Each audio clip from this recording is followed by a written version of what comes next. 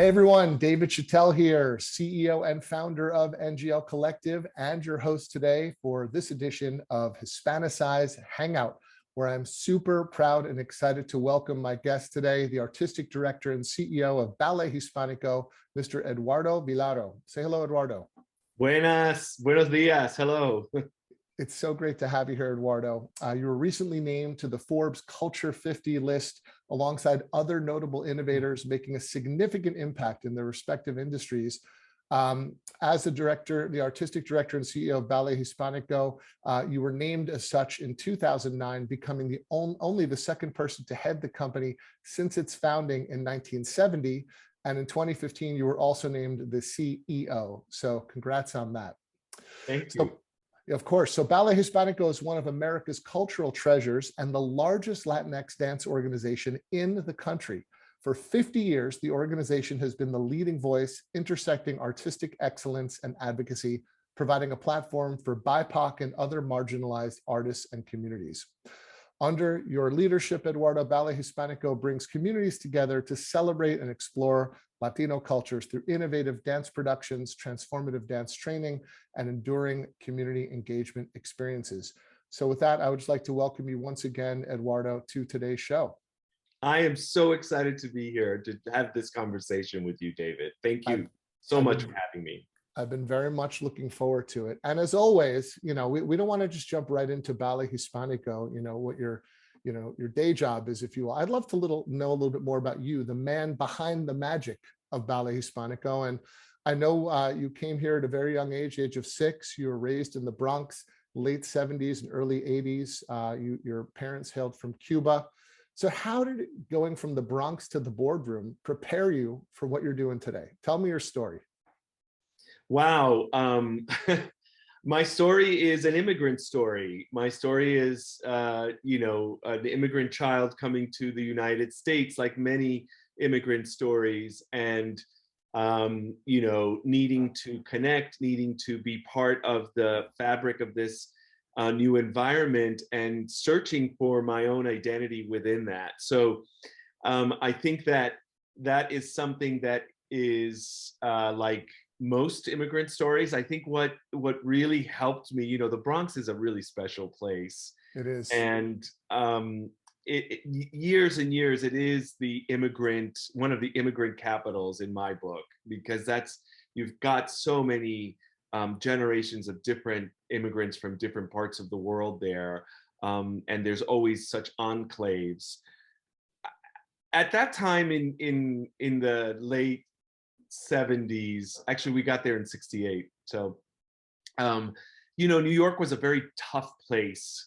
It was a shell of what it was earlier and what it would become now. There were burnt out buildings in the Bronx, all over the blocks. The city had just gone through white flight. The middle class had left for the suburbs. So there I was in the middle of all this, and it was gang ridden and, lots of issues. So I hear my friends from that time, and we are so grateful that we are survivors, and how we survived a lot of the time. And for me particular is the perseverance that, that hard life gave you. You knew how to take care of yourself in the streets, period. There or had someone to back you up, But I'm just gonna say that what helped me was school. How I got to this boardroom, or to be part of boardrooms now and to have a leadership role, is because I took advantage of school. I love school. It was something for me to connect, and it was where I also found dance. And I've been known to say that dance saved me. Yeah, it really did. I mean, kids growing up in those kinds of poorer neighborhoods with such violence, that doesn't happen. That's, I am happy I'm not a statistic. But however, it was going to school, was dedicating myself to school, and I just, I'm not saying this to pat myself on the back, but I was just announced in my little, I went to Fordham Prep, which is an all-boys Jesuit high school, and they just nominated me and put me into their Hall of Fame. You know, that's huge for me, because I went to this school and I was this kid who was still learning English, and I was this kid who was an artist in this very, you know, in this school that nurtured me, even though it was focused on these kids were all going to corporate life, you know, lawyers and doctors. This was a really hard, we never even took regents. That's how good you had to be in school, right? And, you know, to me is a success. And it's a success directly related to education. And that is why I am so passionate about education and the work we do at Ballet Hispánico and what we bring to young people, because we have to bring a different perspective and help them develop their own vision in life. Wow. So hearing your story, you could really see how all of those different pieces, all of those facets of your upbringing led you to today and who you are. That's a fascinating and amazing and inspiring story. Thank you for sharing that.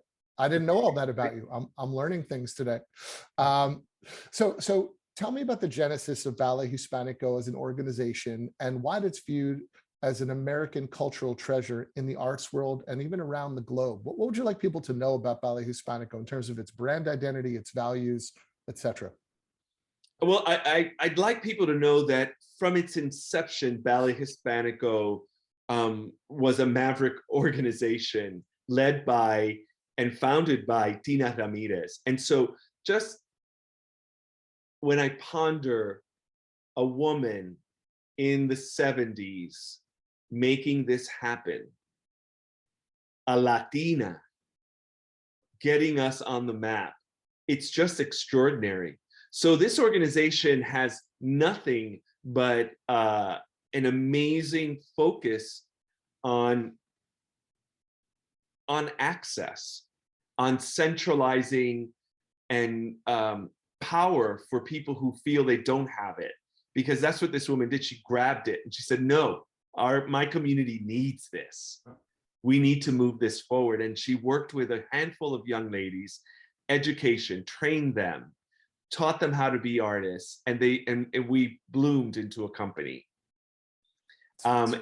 That's incredible. That's what this story is. And so I think for years, you know, this organization was built on sweat equity, and it garnered some very wonderful people. The board of this organization has always been spectacular and has always stuck through the rough up and downs of this organization, because they understood the importance of the voice of this organization and how it was necessary for this country to have this. So gathering people like that was very important. And I just wanted to say that for a long time, like many organizations of color, we were underfunded. We were underfunded because we were not the supposed elite organization, the ballet companies, the opera, the ivory tower, sorry, is what I meant to say.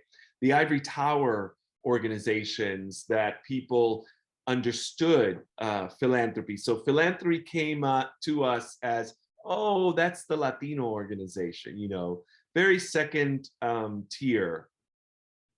I think what's happened recently with the Ford Foundation naming us a cultural center and refocusing and reframing what an organization or an institution of color can mean for our nation was pivotal and has helped us ourselves recognize. I mean, once we were named that, we started doing the research, and we realized, this is just, I'm being honest, we realized, oh, we didn't know we were the largest Latino dance company, because Really?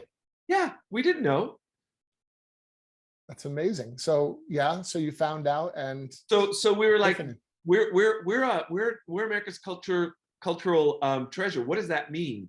So then that's what that spurned. Okay, so what do we mean when we say that? And I think that what we mean is that we are the largest Latino organization that focuses on dance and gives access to the Latino, Latinx community to utilize this art form in order to give voice to that community. Absolutely. So as the largest, America's cultural treasure, as we're saying here, the largest of its kind, you've been a platform and a voice for the Latinx and BIPOC communities at large, other, marginalized communities. What role do you and the organization play in that discourse, given your platform, you being the leader of this platform? And sort of how personally do you take this position? I think the role that this organization takes as a leader is a role of facilitator. It's a leading role that does not presume, but actually exposes.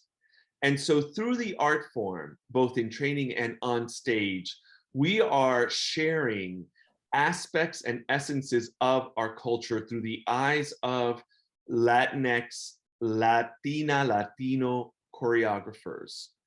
We are exposing all communities to how we can look at a culture through the lens of creativity and innovation. We embrace folklore. We embrace those things that we know, salsa, flamenco, that everybody knows, zapateado, all the indigenous forms as well, but we don't replicate them. What we do is something else. We fuse them. We combine them with both environmental, social, and emotional issues, right? In order to create a vision that allows people, and what you said, that discourse, that allows people to have a dialogue after a performance and say, what was that? And how is that Latino or Latina? And where do we go from here? And I never knew that. I think that's essential because if you continue to just feed those iconic, both amazing traditions we have and some of the stereotypes that go along with that, then we can't move the needle. And we continue to be othered. And we can't be othered because we are ourselves. And that's the strength of this organization. And as you could see, I'm very passionate about that. And again, I always take everything back to el inmigrante que soy, right? I'm an immigrant. I've wanted to connect. I want to make sure that everybody understands that we're just not a culture to be exoticized and to be looked at. We're a culture to be rewarded and excited because of the innovation. I mean, look at what our Latino cultures have given this country. Absolutely. I might know a thing or two about that. I work with this guy, John Leguizamo. You might have heard of him. Hello. He's all about it, and we're all about it. And to quote, Hamilton, immigrants, we get things done. Yeah, yeah, It's so true. And not, but without the credit. And that's the thing. That's why it's so important what you're doing. And I want to dovetail to the fact that you're not only the largest and an American cultural treasure, but Ballet Hispánico has been around for 50 years. Yay. And you've been celebrating, yes, hooray. You've been celebrating the anniversary of Ballet Hispánico all year long. And so how does the organization's legacy evolve into the future? As you know, okay, 50 years done, what's next? What do the next 50 look like? Or maybe the next 5? I'm so excited about the next 5, first of all, and the next 50. I think the next 50 looks like Ballet Hispánico should be understood as an institution that is essential and necessary, not only for the city, but for this country. So when I'd like to see it, and I think we will get there. So when a tourist comes or a young child needs to see the major organization and art institutions in this city, Ballet Hispánico is on the list. We're going to the Metropolitan Museum, and then afterwards, we're going across the park to witness the beauty of Ballet Hispánico and what happens in there. That's where we should be. That's where all institutions of 50 years or plus of color should be, because we deserve that place. And also that that really helps kind of dismantle the inequity that we continue to talk about. Because if you, I mean, yes, Metropolitan Museum, Ballet Hispánico, there you go. It's Absolutely. equitable. Absolutely. Absolutely. You got to see it to be it, your vision. It's a beautiful one. And I see it coming true. Congrats on 50 years, by the way. Thank you so much. So you recently announced the launch of Latino Dance Institute. You talked a little bit about your background as a young Latino growing up here in New York. Tell me about this initiative and explain the importance of nurturing and developing the next generation of dance industry leaders. So there are two things, the Latino Dance Institute and the Instituto Coreográfico, right? That falls under it. The Instituto Coreográfico is about building young, emerging choreographers, Latino and Latina choreographers. And so it is a unique space that gives the opportunity for a young choreographer to come in, work 2 weeks with a dance company, not go running around looking for dancers and needing to pay dancers, or have space. So we give them space, time, and energy, and the resources to just relax and go, okay, how can I build something? What's my voice? And that's very important because we don't have that in our community. As far as the Latinx Dance Institute, the Institute is part of that, but this goes to your question of how we see ourselves further in 50 years. We are now not only at the table, we need to lead the whole dinner. We need to state what's needed. And so part of this institute is about bringing Latinx leaders together from all over the nation and saying, how do we work together? That's what our community is about. That's what our culture is about. Mira, fulano, mengano, let's get together. What's happening? What are we gonna do? Yo conozco este tipo. I know this person. I know that. Let's go. That is in our DNA. And so why not harness that power? So we bring leaders together. We bring artists together. We have forums. There are going to be more charlas. Again, how do we become an institution? We lead. Absolutely. So growing from within, and obviously the roots of the organization are here in New York. But as you said, this is America's cultural treasure, and one of the ways that you're spreading the word, if you will, spreading all of the amazing performances that you all have put together around America and hopefully the globe is you're taking it on the road, right? And I understand you actually just returned back from the first leg of a new tour entitled Noche de Oro, which features 3 works. Arabesque, Tiburones, and 18+1, 18+1. Tell me what it's been like to return to the stage and performing in front of live audiences. We're back. Tell me how that's been. Amazing. Moving, exciting, and altogether perfect. Even in the imperfection of COVID guidelines and being careful, none of the dancers or artists or staff got ill. We followed everything we needed to be. What is exciting is, again, the dialogue, the adding to this audience's relief. Because one of the things we found during the pandemic was that the arts became a salve, right? It became our Vicks Vaporub. Right. Yes, it does everything. It does everything. Yes. So it became a sob for our hurt emotions, our pain. People plugged in and said, "Oh my God, singing, dancing, theater." It became something. Then to actualize it and understand the power as it manifests on stage and how the audience reacted to it. It was quite amazing. And it just goes to show that the arts are valued in our country. We just have to support them, and we have to learn how to be better about uplifting these voices. Absolutely. So important. So cool that you're on the road and spreading. Oh, it's awesome. Yeah, I love to hear it. And so So, you know, you're on the road and you're back here in New York, and I know Ballet Hispánico is gearing up for another groundbreaking show in the works, all about Eva Perón, entitled Doña Perón. It's going to be touring and coming to New York City in the spring of 2022. Tell me about this special piece and its significance for Ballet Hispánico. Oh, thank you for asking that question. I'm so excited about this work, and you know, we're coming towards the end of building it. This is it's a huge step for Ballet Hispánico. You know, when at the time of the social justice uprising, you know, I took a look deep within and said, how does a company like this continue to change the narratives that are, because that's what we were being called to do. We were being called to change the narratives of our world and of how we make art, how we do everything.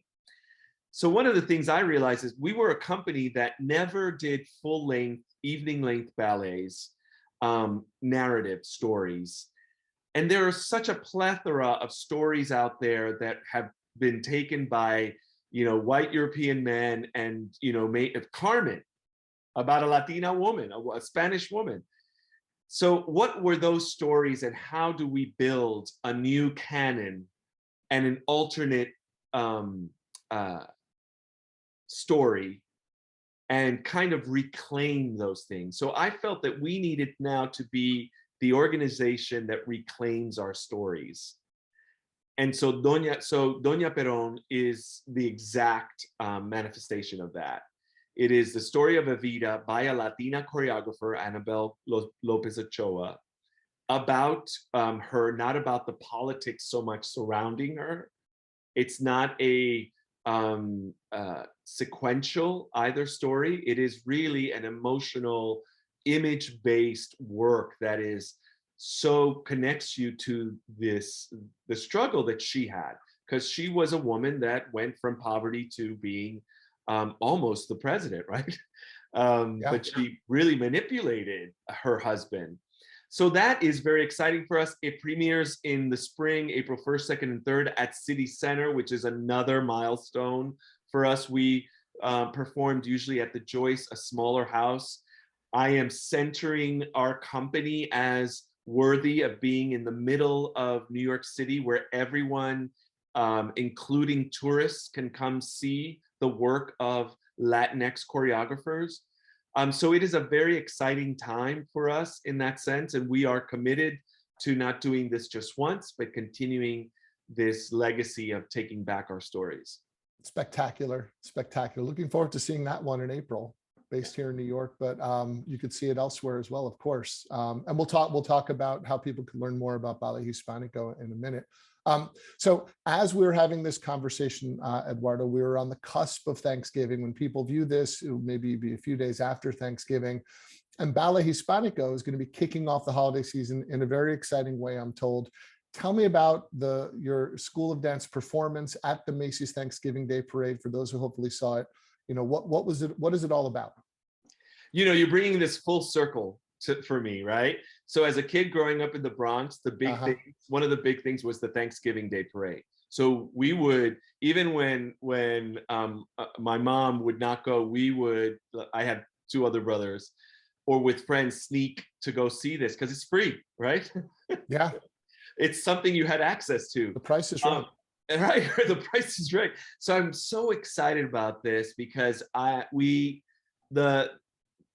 company has a history of being in the parade. It's been quite some time, so that it's happening while I'm still leading the organization is very exciting.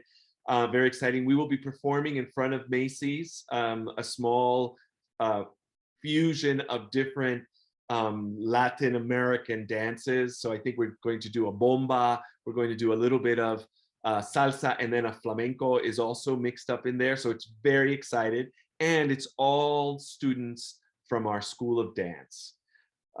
As your audience may not know, we have a School of Dance that has 1,000 kids a year coming through our doors. So it's exciting that they have, what an opportunity for a young person to have this.